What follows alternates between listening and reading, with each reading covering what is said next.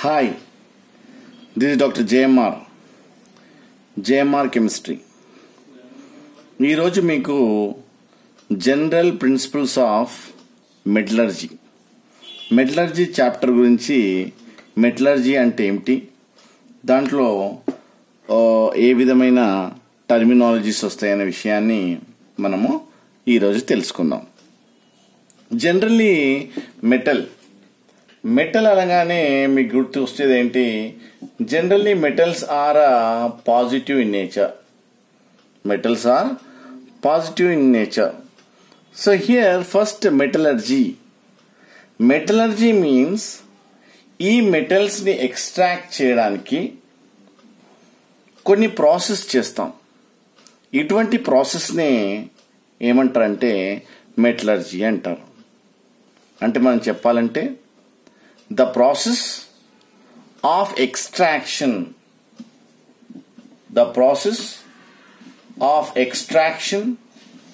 and isolation. The process of extraction and isolation of metals from their respective ores or naturally occurring compounds. ఈ metals extraction వల్ల కానీ లేదంటే isolation వల్ల కానీ వాటి యొక్క కాంపౌండ్స్ నుండి ఏర్పడే కాంపౌండ్స్ నుండి ఈ మెటల్స్ ని మనం ఎక్స్ట్రాక్ట్ చేసినట్టయితే వాటిని మెటలర్జీ అంటారు. దాన్ని ఏమంటారు? మెటలర్జీ అంటారు. సో ఈ మెటలర్జీస్ మనకు డైరెక్ట్ గా అప్టైన్ కావు. ఎందుకోసం అంటే దీంట్లో కొన్ని ఇంప్యూరిటీస్ ఉంటాయి. ఏంటి అవి? మనం శాండ్ అనుకోండి, లేదంటే క్లే అనుకోండి, లేదంటే రాక్ అనుకోండి, ఇటువంటివన్నీ ఏమైతాయి? ఇంప్యూరిటీస్. దేంట్లో ఈ యొక్క కాంపౌండ్ ఏదైతే కాంపౌండ్ ఫామ్ అవుతుందో we can call it as impurities. దాన్నే ఇంప్యూరిటీస్ ని ఒక టర్మినాలజీ యూజ్ చేస్తాం. దాన్ని ఏమంటారు? గ్యాంగ్ అంటారు. ఏమంటారు? గ్యాంగ్ అంటే ఏంది? Impurities such as sand, clay, rock ఇటువంటి అన్ని etcetera associated with the ore. ఒకవేళ ఓర్ తోని మనము కంబైండ్ అయితే, ఇటువంటి ఇంప్యూరిటీస్ ని కంబైండ్ అయితే వాటిని ఏమంటారు?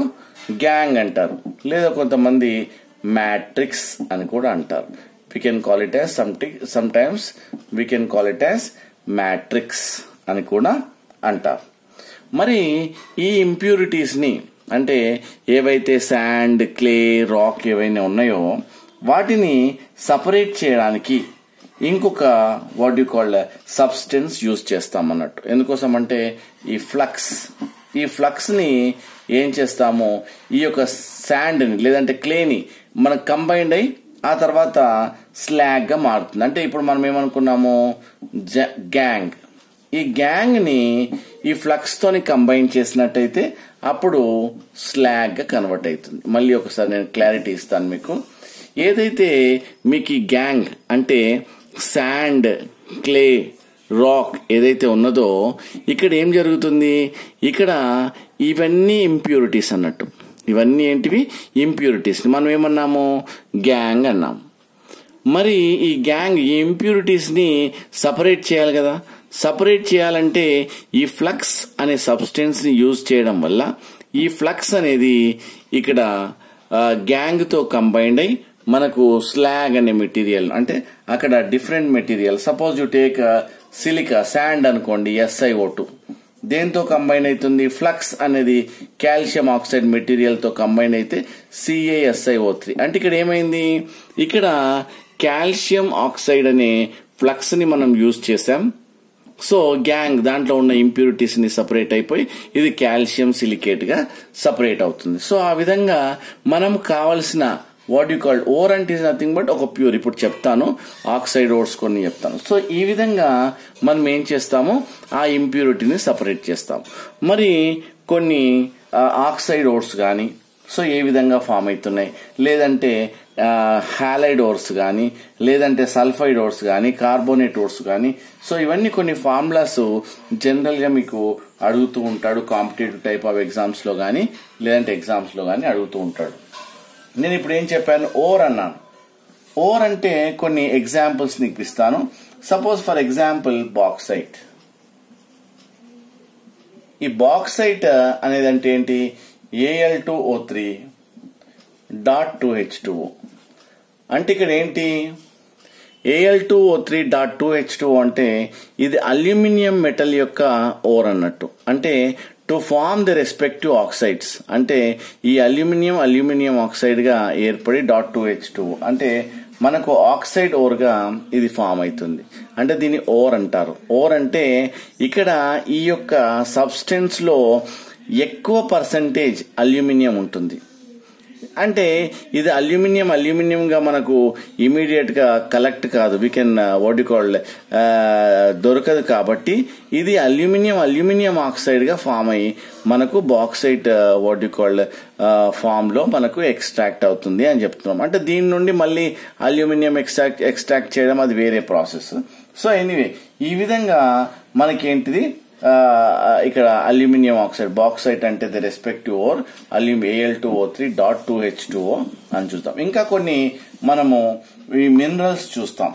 సపోజ్ ఇలానే మనకు Cu2O ఉందనుకోండి, ఇది కూడా క్యూప్రస్, ఇది ఏమంటారు క్యూప్రస్ ఆక్సైడ్. లేదంటే మనకు Fe2O3 దీని ఏమంటారు ఫెర్రిక్ ఆక్సైడ్. సో ఇంకోటి ఫెర్రిక్ ఆక్సైడ్. సో తర్వాత స్టానస్ ఆక్సైడ్, దెన్ ఇకపోతే MnO2 that is manganous dioxide. So ఈ విధంగా ZnO. సో దీన్ని ఏమంటారు జింక్ ఓర్. సో ఈ విధంగా ది రెస్పెక్టివ్ ఓర్స్ అడుగుతాడు. సో మన కాంపిటేటివ్ టైప్ ఆఫ్ ఎగ్జామ్ లో కాస్త డిఫరెంట్ గా దీని యొక్క జనరల్ కామన్ గా యూజ్ చేసే నేమ్ అడుగుతూ ఉంటాడు. సో క్యూప్రైట్ ఫార్ములా ఏంది అంటాడు. అప్పుడు నువ్వు చెప్పాలి వాట్ Cu2O అని. అలా కాకుండా ఇలా హెమటైట్ ఓర్ ఏంటి అని అడుగుతాడు. అప్పుడు నువ్వు చెప్పాలి Fe2O3 అని. అలా కాకుండా మ్యాగ్నటైట్ ఏమంటాడు, మ్యాగ్నటైట్ ఓర్ ఏది దాని ఫార్ములా చెప్పండి అంటాడు. అప్పుడు Fe3O4 అని చెప్పాలి. సో అలానే మనకు కెసిటరైట్ అని అన్నాడు అనుకోండి, అప్పుడు SnO2 అని చెప్పాలి. అలా కాకుండా పైరోలుసైట్ అన్నాడు అనుకోండి, MnO2 అని చెప్పాలి. అలా కాకుండా zinc or you take zinc ఏర్పడే మెటల్ జింకేట్ అన్నాడు అనుకోండి, you can say that is ZnO గా మనం చెప్పొచ్చు. ఇవన్నీ కూడా ఏంటంటే మెటల్స్ దే రెస్పెక్టివ్ ఆక్సైడ్స్ గా ఏర్పడింది. చూడు ఎందుకు ఎలా చెప్పే ఆక్సైడ్స్ కంటే లాస్ట్ కి మనకు ఓ ఉంది కదా. సో ఆ మెటల్ యొక్క ఆక్సైడ్ ఫామ్ అవుతుందన్న విషయాన్ని మనకి ఇక్కడ తెలవడం జరుగుతుంది. అలా కాకుండా మనకు ఇంకా హాలైడ్స్ అంటే ఏంటి, క్లోరిన్ తోని ఫామ్ అయ్యే కొన్ని హాలైడ్స్ చూస్తాం.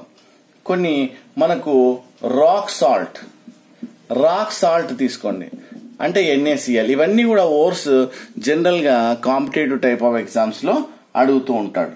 సో రాక్ సాల్ట్ అంటే NaCl అని. దాని తర్వాత కార్నలైట్. ఓకే, మీకు కార్నలైట్ అంటే తెలుసు కదా. కార్నలైట్ అంటే ఏంటి, that is KCl dot MgCl2 dot what is that 6H2O. So దీన్ని ఏమంటాం మనము కార్నలైట్ గా చెప్పడం జరుగుతుంది. అంతేకాకుండా హార్న్ సిల్వర్ తీసుకోండి. హార్న్ సిల్వర్ తీసుకున్నట్టయితే అది హాలైడ్ ఓర్ ఏదది AgCl గా మనం చెప్పొచ్చు. నెక్స్ట్ క్రయోలైట్ తీసుకోండి. క్రయోలైట్ లో Na3Al(F6). సో అప్పుడు ఏం జరుగుతాం, Na3Al(F6) అంటే క్రయోలైట్ గా మనం చెప్పొచ్చు. సో ఈ విధంగా ద రెస్పెక్టివ్ హాలైడ్స్ మనం చెప్పొచ్చు. అంతేకాకుండా సల్ఫైడ్ ఓర్స్ గురించి కూడా సమ్ టైమ్స్ అడుగుతూ ఉంటాడు. ఆ సల్ఫైడ్ ఓర్స్ కూడా మీకు నేను చెప్తాను, చాలా జాగ్రత్తగా మీరు ఇవి నేర్చుకోవాల్సి ఉంటుంది. సల్ఫైడ్ ఓట్స్ అనగానే సల్ఫైడ్ అనగానే మీకు తెలుసు కదా, CuFeS2 అంటే ఇక్కడ సల్ఫైడ్ S2 మైనస్ మీకు తెలుసు కదా, సల్ఫైడ్ ఓట్స్ CuFeS2 అనుకోండి, లేదంటే CuS అనుకోండి, లేదంటే HGS అనుకోండి, లేదంటే PBS అనుకోండి, లేదంటే ZNS అనుకోండి, లేదంటే వాట్ యు కాల్ Ag2S అనుకోండి, లేదంటే FeS2 అనుకోండి. సో ఇవన్నీ కూడా సల్ఫైడ్ ఓట్స్ కిందికి రావడం జరుగుతుంది. సో ఇలా అడగడు, ఏమడుగుతాడు, దాని రెస్పెక్టివ్ ఓర్ నేమ్ అంటే కామన్ గా మనకు జనరల్ గా మెటలర్జీలో యూజ్ చేసేసిన కామన్ నేమ్ మేము అడగడం జరుగుతుంది. సపోజ్ ఇక్కడ ఏమడుగుతాడంటే CuFeS2 కు సో కాపర్ పైరైట్స్ అంటే ఏమిటి అని అడుగుతాడు. అంటే CuFeS2 అంటే ఇది కాపర్ ఓర్ అని నేను చెప్పాల్సి ఉంటుంది. అలా కాకుండా కాపర్ గ్లాన్స్ అన్నాడు అనుకోండి, అప్పుడు Cu2S అని చెప్పాలి. అలా కాకుండా చిన్న బార్ అన్నాడు అనుకోండి, HGS అని. తర్వాత గెలినా అన్నాడు అనుకోండి, PBS గా. అలా కాకుండా జింక్ బ్లెండ్ అన్నాడు అనుకోండి, జింక్ బ్లెండ్ అంటే ZNS గా. అంతేకాకుండా అర్జెంటైట్ అన్నాడు అనుకోండి, అది Ag2S గా.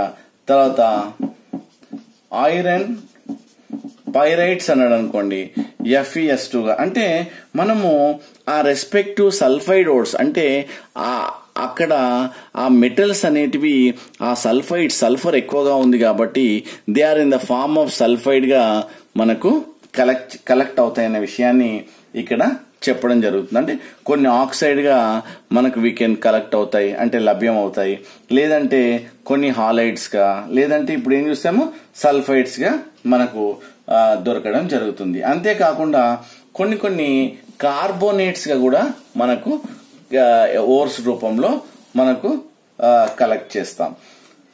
అది సపోజ్ యు టేక్ మెగ్నీషియం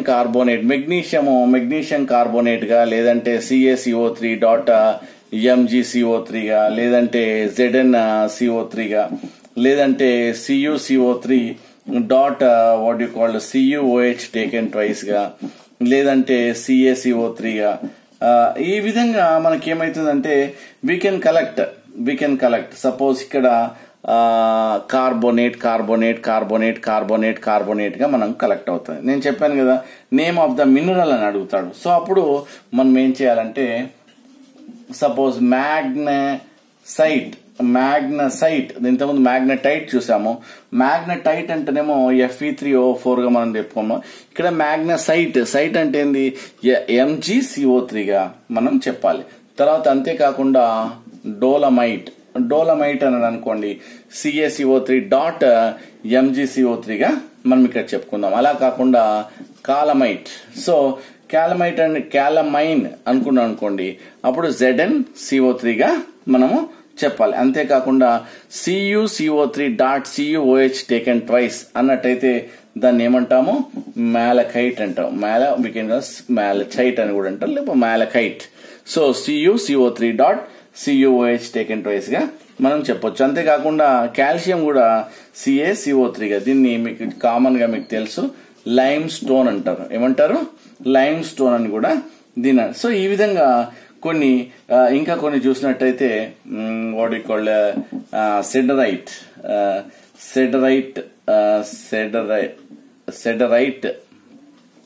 సెడరైట్ అంటే it is nothing but FeCO3 గా. సో ఈ విధంగా మనం the respective what you call carbonates గా మనము కలెక్ట్ చేసుకోవచ్చు. సో ఇంతే కాకుండా అంటే ఆక్సైడ్స్ లా, లేదంటే హాలైడ్స్ లా, లేదంటే సల్ఫైడ్స్, లేదంటే కార్బోనేట్స్, ఇంతే కాకుండా వాట్ యు కాల్ సల్ఫైడ్ రూపంలో కూడా మనము కలెక్ట్ చేసుకుంటాము. సో అవి ఎందుకోసం అంటే ఆ యొక్క ఏరియాలో సల్ఫైడ్స్ ఎక్కువగా ఉన్నాయనుకోండి, so they are in the form of sulphide గా మనకు దొరకడం జరుగుతుంది. ఏంటంటే MgSO4.7H2O అనుకోండి, లేదంటే CaSO4.2H2O అనుకోండి, లేదంటే లెడ్ సల్ఫేట్ అనుకోండి, లేదంటే బేరియం సల్ఫేట్. ఇవన్నీ కూడా సల్ఫేట్ రూపంలో మనకు లభ్యం అవుతాయి. సో ఇలా కాకుండా నేమ్ ఆఫ్ ద మినరల్ అని అడుగుతుంటాడు. అప్పుడు నువ్వేం చెప్పాలంటే ఎప్సమ్ సాల్ట్ దాని ఫార్ములా అడుగుతుంటాడు. సో ఫార్ములా ఇచ్చి కొన్నిసార్లు నేమ్ అడుగుతుంటాడు. లేదంటే జిప్సమ్ అంటే ఏంటి, CaSO4.2H2O. సో దాని తర్వాత యాంగిల్ సైట్ తీసుకోండి. యాంగిల్ సైట్ అంటే what you call, we can call it as PbSO4. అలా కాకుండా లాస్ట్లీ మనం ఏమంటాము, BaSO4 అంటే ఇక్కడ బెరైట్స్. సో ఆ విధంగా మనము వాట్ యు కాల్ సల్ఫేట్స్ రూపంలో కూడా వాటి యొక్క మెటల్స్ మనము కలెక్ట్ చేసుకోవచ్చు అనే విషయాన్ని ఇక్కడ చెప్పడం జరుగుతుంది. సో ఈ విధంగా ఆ యొక్క మెటల్స్ ఏ విధంగా అయినా మనకు ఇక్కడ దొరకడం జరుగుతుంది. సో ఆ విధంగా మనము ఆక్సైడ్స్ లో గానీ, హాలైడ్స్ లో గానీ, సల్ఫైడ్స్ లో గానీ, కార్బోనేట్స్ లో గానీ, సల్ఫేట్స్ లో గానీ మనము ఈజీగా వీటిని మనం కలెక్ట్ చేసుకోవచ్చు. అలా కాకుండా నైట్రేట్స్ రూపంలో కూడా కొన్ని సాల్ట్స్ మనము కలెక్ట్ అవుతాయి. ఏంటి అవి? సపోజ్ నైట్రేట్ అంటే మీకు తెలుసు కదా, NO3. సో నైట్రేట్, సో దీన్ని నైట్రేట్ అన్నాడు. ఏమంటాడు? Chilli salt what you call Peter. Chilli salt Peter అంటే NaNO3 గా చెప్పొచ్చు. సో ఈ విధంగా ఫాస్ఫేట్, సపోజ్ ఫాస్ఫేట్ రూపంలో what you called we can call it as what is that, Ca3PO4 taken twice చూసినట్టయితే వీటిని ఏమంటారు? ఫాస్ఫోరైట్ అని అంటారు. ఏమంటారు? ఫాస్ఫోరైట్. సో ఈ విధంగా మనం ఏం చేస్తాము, we can collect the salts in the form of nitrates లో కూడా మనకు ఇక్కడ కలెక్ట్ అవుతున్న విషయాన్ని మనకు తెలియజేయడం జరుగుతుంది.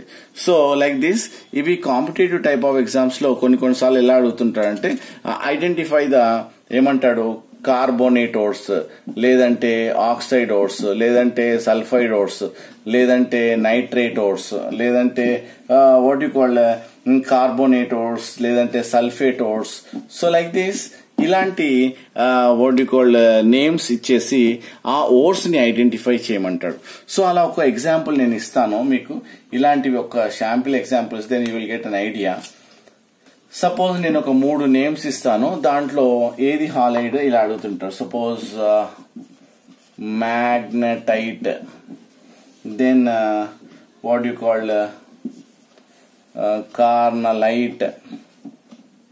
Carnallite and next one is iron.